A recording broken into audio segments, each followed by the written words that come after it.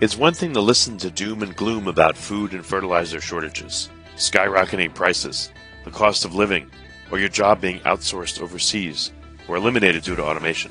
It's quite another thing to hear practical, immediately actionable advice from experts who can help you reduce the fear, anxiety, and burden of these problems. Tune in now to the Surviving Hard Times podcast from the Finding Genius Foundation with Richard Jacobs.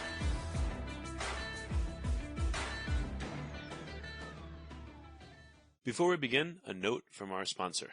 I'm Richard Jacobs, Executive Director of the nonprofit Finding Genius Foundation and host of the Finding Genius podcast. In late 2016, I was rear-ended at 65 miles an hour by a truck on the highway, which sent me off-road into a ditch. The impact of the collision gave me a concussion and other injuries. At the hospital, a CT scan showed that I had thyroid nodules, which turned out to be cancer. It was then, when I had a biopsy of my neck, that I realized even if I was a millionaire, I wouldn't want a second or a third biopsy due to the pain and the invasiveness of it. And appointments at that time for thyroid experts were 3 to 6 months out, and I was worried about dying now, even if that was irrational. So because of this, I've decided to raise money to conduct a literature review on steroids, on the causes of anxiety and depression, a condition that affects well over 50 million people in the United States and hundreds of millions worldwide. Our goal is to create a codex, a guide, that reveals all possible treatments for anxiety and depression for people that live with the condition, or for loved ones that have it, as my wife and my son do. To find out more about our fundraiser, visit findinggeniusfoundation.org and click on Current Initiatives. And now, to our guest. Hello, this is Richard Jacobs with the Surviving Hard Times podcast, sponsored by the Finding Genius Foundation. I have Dawn Gallop. She's at Number 9 Farms. They're on YouTube as well, Dawn Gallop of 9 Farms. She's a mom to, 6 boys and 3 girls, and she's been canning produce pretty much her whole life at a farm. They have 30 acres of land where they have goats, bees, and eggs, and they get meat from their farm. So it sounds like an amazing operation, and we're going to talk about it today. So Dawn, Thanks for coming. Thank you for having me. If you would tell me about what you've been doing this, I guess, for at least 30 years. What got you into doing homesteading and ranching and farming and all this stuff you do? Well, it all started, me and my husband moved to North Carolina. He was originally from North Carolina, and the farm, we moved on a farm, and it was an old house from the late 1700s, and it was very cold, and there was lots of old barns. So I started keeping goats and chickens and pigs. And it just was a dream, basically, because I grew up in the city, and I began starting then, and that was in 1992. But we didn't know that, like, what we did, we grew a garden. We didn't know it was called homesteading. We didn't know any of that. We just, did what we could to survive. Right. I don't know. What are some of the lessons learned you've had from chickens and goats? And maybe let's start with the goats. Well, the goats, you make sure you have, as my husband always says, I got to put the cart before the horse. So right. I would not have the proper, fencing, things like that. And I would get these goats, and then my husband would be like, okay, now I've got to build something. So the whole theory is you've got to have, somewhere for them to be, some kind of building, shelter of some sort first, before you jump in. Was the theory like, I'll get the goats and my husband will figure out what to do with them? Yeah, or what exactly. was it like in your mind? Secretly, yes. Right? Yes, and then I got the pigs one time, and there was nowhere for these pigs to be. And I'm like, I'll just cuddle them all up, Bruce. They'll be fine. And that didn't go over well. I'm sure your husband, in his mind, he was like, here she goes again. And I gotta my feeling just from what you said so far is that you're very spontaneous. And your husband's probably more of a planner, and he runs behind you sometimes, helping to plan after the fact of the things you jump into spontaneously. But that's just like it. Yeah, that is so true. That's okay. I'm the same way with my wife, but it's reversed. I'm the more spontaneous one, and she's the planner. So it happens in a lot of relationships. Yeah, it works. I guess going back to the goats, I've never kept any. So what are for people that are interested in keeping them? What's the benefits, and what are some of the challenges of doing so? Well, when I first got the goats, they just basically ran wild. For some reason, if somebody drove up with a blue car, they would jump on the blue car. No other car drove in the driveway. I don't know if the blue was like the color that they were attracted to. They literally would climb on whoever's car it was. And so they like to eat all your roses. They like to eat all your plants. So you make sure you have that structure. And once you have them in the, pasture, they're perfectly fine. They as soon as they see you, they want treats. As soon as you come in, they want to eat. And now milking, when you're first training them, you'll always want to have like with the mom. So that way at first they kind of want to, learn from mom what they're doing. So that was a challenge at first because I had some of them that weren't basically trained, as so to speak. And it took me a while to like get them used to it. But then and they love corn, and a lot of people like that's their treat. So if you would put the corn in the whole corn in the little cup, and they would come right in because they wanted that corn. What are goats like compared to dogs? Are they smarter, stupider? Do they have different personalities? Like what are they like? Well, the goats, they are kind of like dogs in some way. I mean, I guess you could say, like some of the customers I had, they would put clothes on them. They would put diapers on them, and they would send me pictures because I would sell some of the goats that were, because I would have too many, and my husband wouldn't, he's like, oh, we can't keep feeding all these goats. And as far as, I loved them so much that I didn't want to, call them or anything. Or use them for meat. I do the chickens though, and the quail. But so did you milk them? Like what kind of, were they just pets to you, or you didn't want to use it for meat, but did you milk them or what'd you do? I did. I milked them. And it's such a bond with milking that you have, I mean, I don't know, it just like relaxes you, just have a connection with them. And when you're sitting there like milking, kind of like lay your head a little against them, and you're just, enjoy the process. Now, some days they were good for milking. I've heard some people use them to clear brush or clear space, like a lawn. They like to eat grass and things like that. Like what other uses have you found for the goats? Well, they do. But, honestly, like in the woods, where like if I needed something cleared, if I put the chickens out there, the chickens would actually get in there and clear, like get the ground tilled up and things like that. The pigs will do the same thing. The goats, but yeah, people always said you could rent them out and things like that to clear the area. But yes, they do. Oh, interesting. How do they interact with other animals? Are they friendly to them, or are there certain ones they don't like? Or? Well, there's always the dominant one in the herd. So it just appears that way. They'll like what you want to do when you feed them, you want to have them like each to their own little bowl, because if not, like one that's the dominant one will always attack the others and, basically like buck them and things like, so they couldn't eat. But we kept the boys separate and of course the girls separate. And then like if it was mating time, I would usually bring the buck to the female. And, but they usually you could tell they were in heat because the tail would wag, the female's tail would wag. And of course the boy would let you know, and a lot of people don't know this, but they will urinate on themselves. So the males, why would they do that? Because they want you to know that they're fertile, and they take and do this kind of weird way you move their jaw. And it's like, I can't explain it, but they move their jaw like that, and they've wet themselves all in their face, and it says, "Hey, I'm fertile." Wait, do the males pee on the females to mark them, or they pee on themselves? What do you mean? They take their head and bend their head down and to their private area, and they basically urinate on their face. Weird. Because. Yeah, I know. And I guess because, hey, they're saying, hey, I'm available. I know. Oh, to show that the females will do that to show they're available to the males?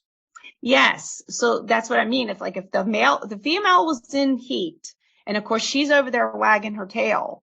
He's over there spraying himself with his urine and doing his jaw he like tilts his head back. And he kind of like moves his jaw out, and it just says, "Hey, I'm ready. I'm here."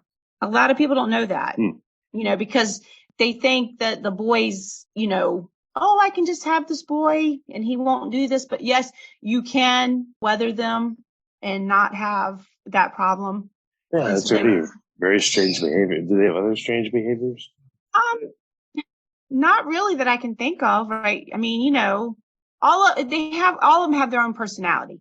So you've got ones that are more, a lot more friendly. You've got ones that want to take all the snacks, the ones who want to hog all the hay. Yeah, anytime I've seen animals, it doesn't matter what kind of animal it is, fish, goats, dogs. There's always a greedy one who just wants all the food and tries to hog it all. Yes, there's shy ones and stuff like that. There's always these different personality types. That is exactly true. Even the chickens do the same thing. Yeah, it's weird. We had a dog named Loki, and his whole life was about food, just constantly, So whenever we'd see an animal that would do that, we'd say, "Oh, that's a Loki stingray, or that's a Loki goat, or that's a Loki whatever." That's exactly right. Yes, you are so true. Funny. That's really funny. So so the goats, like what did you, again, you milk them, but what else did they do around the homestead to help out? Did they just hang out and exist and eat things, or did, they provided milk, or like what else did you do with them that was useful to the homestead or to you? Well, I would move them around sometimes and, change rotational grazing. As far as other than that, like I used the milk for the soap and I did cheese. So the cheese, see, I say this in the past tense because I no longer have the goat. Well, nothing happened. I've sold my farm and now I'm living in a new farm in the Upper Peninsula of Michigan. Oh, okay. So you may get them back or you may not, or what's your plan with them? Yes, I'm almost coming on a year that I've been here. And yes, I do plan on, I have 7 acres of field, open pasture up there in the front of the land. Nice. So goats, you can get milk from them, which is great, and make cheese and all kinds of other stuff.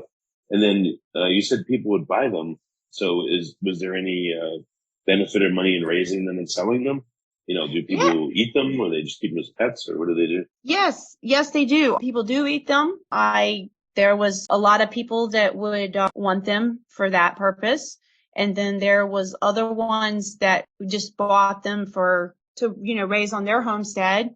And I had American Dairy, ADA, American Dairy Association, Oberhausley dairy goats. So they were registered. They would have their ears tattooed. And let's see, like I tell you, I made the soap, and I was making a lot of soap. And you can make caramels. I mean, you use your milk for everything. My kids drank it. I made macaroni and cheese. I mean, whatever I needed milk, we had goat milk. And I make the best yogurt from the goat milk that you've ever tasted. I'm telling you. That's awesome. I know. How much would they produce? Was it like how many goats for a family? What's the ratio of goats per family member? Let's say. So one goat, like I'm just going to give you one goat as an example. So one goat could have as much as a gallon. And a lot of people will do, I only milked once a day, but you can milk twice a day. And of course, the more that you would stimulate, so production, you would go out, and stimulate. And then if I kept doing it, I could get more. So it's like, cause that's what the baby would need. So that would provide them with more milk. So if it stimulates the more production. Same in people. No difference, it sounds like, Yes, exactly. So if you got twins, or whatever, it would be, you would produce more milk. And the expression "milking them for all they're worth" came to mind, but I know you wouldn't do that. That's not healthy. What was that? There's an expression called "milking it for all it's worth," but I know you wouldn't do that with the goats, absolutely, yes. Yeah, as my husband always says, the cash cow, whatever. So same kind of reference. Okay. What kind of goats work for people to have, in this capacity, and which ones are not recommended?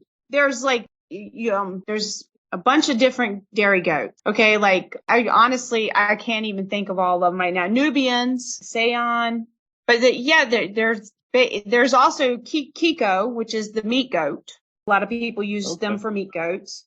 But anyways, like my husband always says, any goat's a meat goat. That's funny. Yeah, even I've had goat before, and even when it's really well prepared, there's like one tiny, minuscule shred of meat, and it's like 8 million bones. So for me, goat's like not very. I don't know.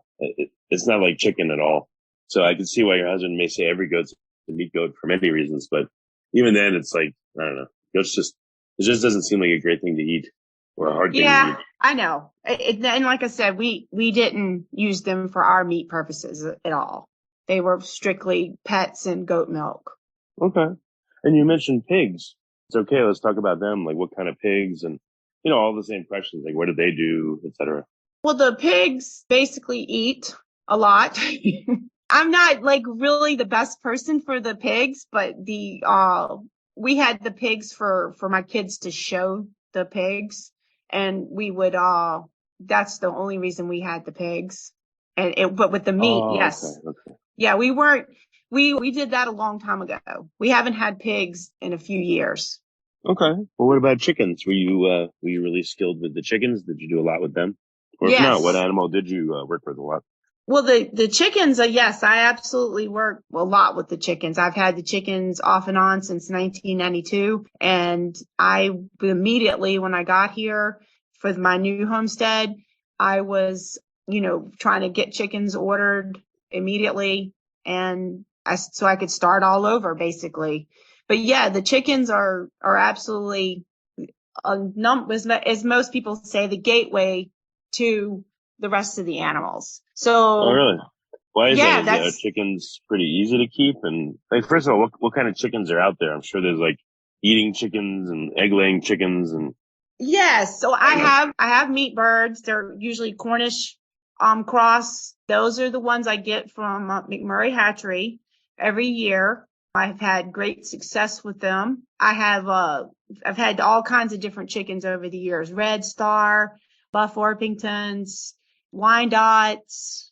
Honestly, I've had every chicken probably, and I've even what I call the barnyard chicken, the ones that you have mated, and basically you get whatever mix or breed, whatever you want to call it, the barnyard chicken.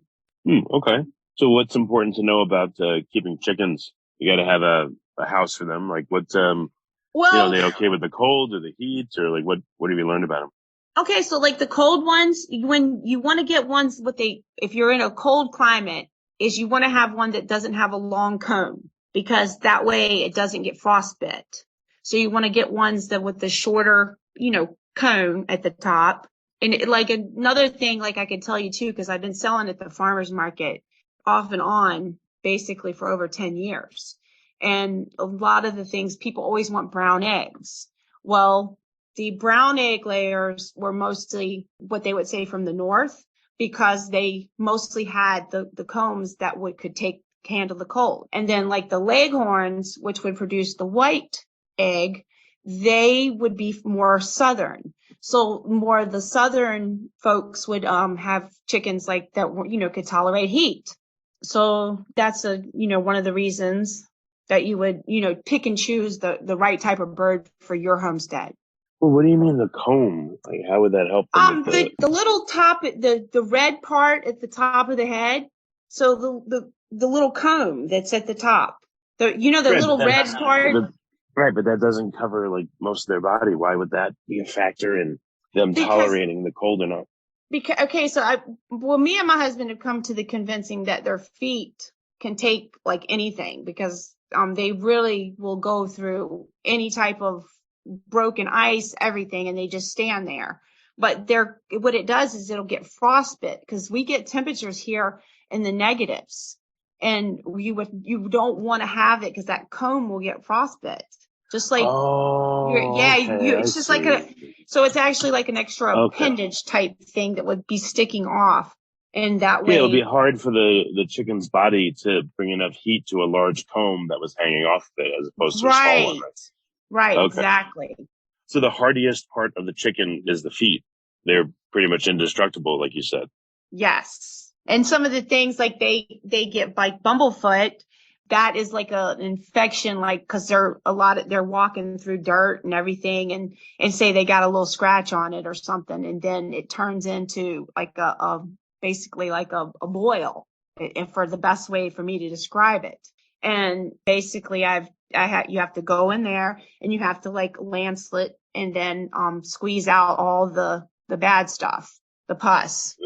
Okay. Yeah. So that's what I mean. Their feet are really indestructible. So I mean that only happens every now and then, like maybe twice in all these years I've had it. Okay. So that's yeah, for people that don't know, like how many eggs do the egg laying hens produce and for how long? One usually a day, or like sometimes you can like research the type of breed that you have and say, average. There's even apps too for like you want to count the eggs that you have, but there's on average one a day, and then maybe the next day that hen won't lay, but then everybody else does. There was a time that I sold, I had 300 chickens and I sold eggs for a living. Oh, wow. That's cool. Yeah. What was that like? What, did you have different kinds of eggs to sell? Like how did they react to the eggs? What did they say to you? This was around 2014 and stuff. And I had blue eggs. I'd have the green, the olive. Those were the Americanas, or most people call them the Easter eggers. I would have the white eggs too. I'd have the brown and all different colors of browns. And sometimes there'd be little speckles on them. And I would just mix them. But then you would have customers that would want the eggs to be all brown or all white, or all, like some of them would say, I just want blue eggs. So I would at the time, I would let them, pick and choose. But then I got to the point where a lot of them would only pick the largest eggs. So I stopped. Yeah. So I had to stop doing that, because not when you have farm eggs, that they're never like perfect.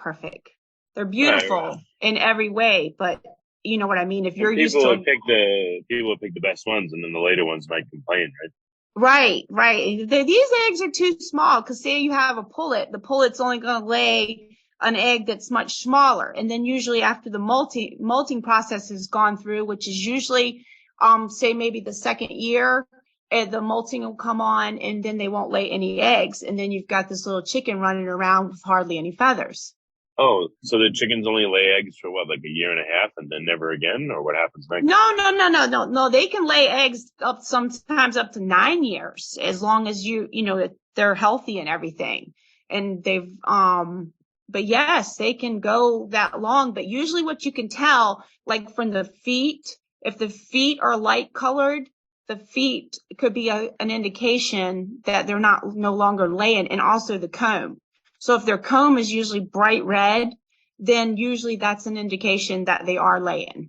Plus their vent would be dry if they're not laying. So they go through a period where they stop laying. For how long? It usually lasts a couple of months. Usually it's in the fall. So that time of year anyway, the days are shorter. So the egg production drops off a lot. So that's another factor too that can help. So I mean, and then I usually just give them a little bit extra food. They love mealyworms. They love the soldier flies, things like that. I just buy the big dehydrated bag at Tractor Supply. Oh, and they love soldier flies. Some people I heard cultivate soldier flies to feed them to the chickens, and they get kitchen scraps and all that. Like what have you found is a good mixture of things to give to a chicken? Everything. Everything. Honestly, they say you're not supposed to. They don't ever touch limes or oranges. So any citric type thing, which is another thing they say don't put in your compost, but they do not touch those. But honestly, every single thing that is edible, because like I'd have customers ask me that, what do you feed them? And I would say, well, I do give them food scraps. And, some people didn't want that. They think that they only are supposed to be pasture raised with eating. They think they're only supposed to eat grass, and they're omnivores. And that right there, they've got to have both. And people don't realize that, when they really don't. It's unbelievable how some people don't know those things. Huh. What are some of the real healthy things to get to the chickens as opposed to not healthy? Like if you wanted to optimize their diet and egg laying, what would you give them? You would want to give them a lay-in mash so that they love whole corn too. But that's another thing too. A lot of people don't want the corn in their diet, but I mix in like peas, like you buy the split peas. Those are some of the things that, and I mix in the wintertime, you want to give them the whole corn and the black sunflower seed, because that way provides them with a little bit of oil and it helps keep them warm. Because basically what they do is they'll spread their wings. You'll see them like spread their wings. And also you might see this with the buzzard. They'll spread their wings so they can absorb heat into their body. And that way they can store the heat. Okay. What if you're going to eat your chickens? What kind of chickens should you get? When can you eat them, and how do you fatten them up so they're delicious and ready to go? So there's a more protein type feed for that, and you'll it's basically meat bird is what it's called, meat bird, and the meat bird is what I would feed them. And you want to have we do chicken tractors. Remember how we were talking about earlier about a house or something, and we do chicken tractors. But now this property here does have a stationary coop, but it was already here. So my husband and me, we had already said that when we started the new homestead that we did not want any stationary, chicken coop, because it's best to be able to move them. That way they're on new grass every day. You're providing for the land and you're providing a much healthier bird. Okay. So any other, egg laying and meat, is there any other interesting uses of the chickens? Since you said their feet are very hardy, are they able, and they're good at cleaning, I guess, various things out of a field? Like what other uses do they have to help around the farm? Well, providing you with eggs, of course, providing you with meat. They clean. Okay. Now the manure, that is a whole nother thing as far as that's great to use. And we could talk about some of that as far as using it in the garden for composting type thing. Oh yeah, the chicken manure. Right. So is that pretty easy to collect? Do they produce a lot of it? And is it good for the garden? Well, I got a lot of controversy over that for my point of view, because as long, say you're putting straw into your coop or wherever your box is, whatever. Well, most of the straw unless, I'm sure there are some that is sprayed with Grazon. Okay. And Grazon gets into the straw. You put the straw into your coop, then you use that straw to put into your garden. And then you've got Grazon basically into your soil. And What's Grazon? What is that? Grazon is a weed control, and the farmers, the large farmers, as far as the ones that would be doing straw, they are spraying it to keep the weeds out of the straw. So, and the Grazon, it's terrible. That's all I can tell you. Is I've had this problem happen. This is what happened to me in my high tunnel, and I did not know because I didn't know. I was using it, and then all of a sudden my plants weren't doing well, and I was like, what's going on? And that's when I would call out the professionals, as I call them. So do you have to use straw in the chicken coop, or can you use other bedding and stuff? Yeah, we use the pine. You don't want to use cedar. That can get into their nostrils and things, and that's not good for them. As far as the pine is what I use. So the pine shavings, they're non-toxic. They're clean. They're not you have to use a lot more. And also you can use that to say insulate your beds, like planting your garlic. Is it possible to get hay that hasn't been sprayed, or is it hard to find? It's really hard. And it's really hard. I mean, it might not be for others, but I haven't found one yet. And of course they don't tell you this as a homesteader, or you go to pick the hay up. You don't think of, hey, this hay might have something not hay, but straw might be toxic, because there is a difference between hay and straw. Oh, what's the difference? Well, the hay is for eating and the straw is for bedding. is always what I say. And the hay is usually green, or at least had a green tinge to it, and it seems to be a little finer. Can you make your own hay or own straw? Or own straw, I guess. How would you do it? You could, just, you'd have to plant it, go from there. It would be a process. And a lot maybe like some people do compost. Maybe it's worthwhile to do straw. I don't know. For if you have a lot of chickens. Yeah, I'm sure it is. Yeah, definitely. I did that. That's what I did for years. And so what I would do from the coop that I had, I would move the straw from the inside, and then I would move it outside, because I had like a run in the front, and then I would let them out of the run, but that was kind of like their little their resting area, I guess you would say. They go in there and do their baths, their dirt baths, dust bath. Oh, really? Oh, the chickens would want to take a dust bath? Yes, that like helps. A chinchilla? Like a chinchilla, yes, exactly. Huh. So what do? You have like a box with a certain kind of dust or dirt in it, and they like to go in there and roll around? Oh, well, most of the time you can do that. Like, that's what I call the Instagram chickens, because like they've got this perfect little life, and it's really not like that. It's not like that with this beautiful little coop, and because it's going to get dirty really fast. There was times I did curtains and stuff like that just because it was cute, because I wanted that Instagram chicken. Yeah. It doesn't work. So what are some of the challenges with keeping chickens? Well, they don't have any, I guess you want to say, they don't care where they poop. So if you have them where they're just running around, they will eat up all your grass. So the part will turn from basically beautiful green or whatever, even if it's weeds, it'll be to dirt. Those are some of the things that challenges. Oh, but can you put them in an area for one day? Will they like strip it bare in one day? Or what if you graze them in different areas? Yes, if you have like a large area and you can move them about, yes, it won't get as damaged. But in one day, meat birds, it's depending on how many's in the chicken tractor, if they can destroy the grass in one day.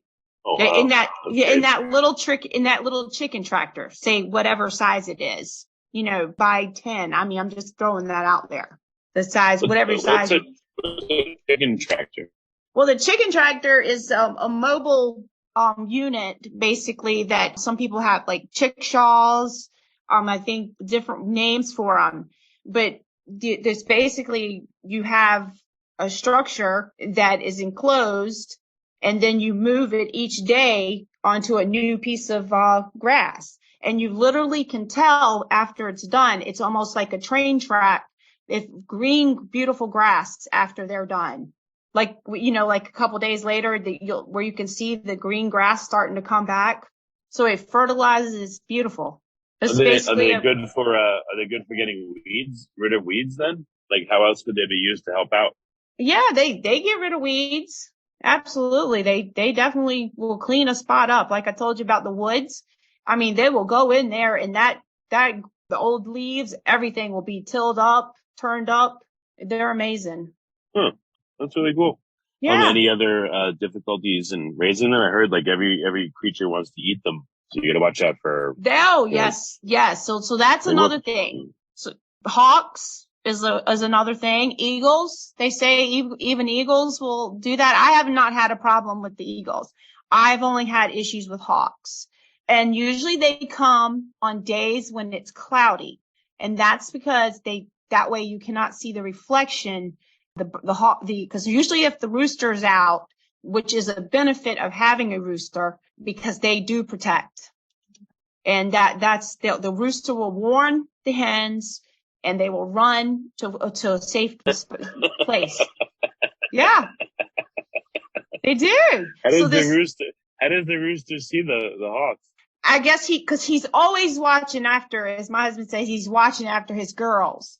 So he's keeping an eye out for them. And what the rooster, like he does is he comes in and he's scratching and stuff, thinking, because like not all of them, but like you'll have maybe one or two that'll be kind of funny. And a lot of people don't have roosters together, but I've never had no trouble with the roosters. Like I have always had plenty of roosters. And so like he comes in and he's like pecking the ground and he's really not eating anything. He's kind of like warning you, hey, don't mess with my girls. So, do but they yes, become very possessive over like how many? yeah, hens will each they're rooster very try to- protective. Hey, do Yeah. the roosters set up like harems where they have X number of hens that are theirs? Yeah, basically they do. So like if you say I have like 7 roosters. So this rooster might have 3 hens with him and they travel about on the property and basically they've got a few, like this one might have 3 or 4. It is so true. Weird. It's pretty Huh. it's pretty cool, isn't it? Yeah. Do they call in the morning? Like. Oh, yes. And that's the thing too. A lot of people think they only do it like when the sun comes up at 2:00 in the morning. You can hear that. It doesn't matter the time. Oh, do they do it like all night long, or when do they do it? No, not all night long, but they will do it sometimes at random times. And one time when my mom was here, she said I had sent her a picture of the rooster. And when I sent her a picture, she says, I hope he's gone when I come back because she said he called all night. Oh no. How come that people think that they just call in the morning then? I guess because when we were kids, if you think about it, we saw Looney Tunes and the rooster always crowed it when the sun was coming up. Weird. Interesting. Yeah. So what do you do with the rooster? I mean, the roosters are good to protect the hens and all that. So how do they see hawks? Do they, I don't know, they just look up and look around? They're always surveilling? Well, I don't actually see them like looking up, but I don't know if it's because like they're most of the time when they're out and about, he's just kind of like looking on, like he's watching the girls as they're pecking. And then I guess he sees them. I don't know, but I have been out there and I've been out there and literally came at the hawk myself, not like attacked it or anything, but I was trying to save one of my bantams and he had already pecked her eyes out before it was too late.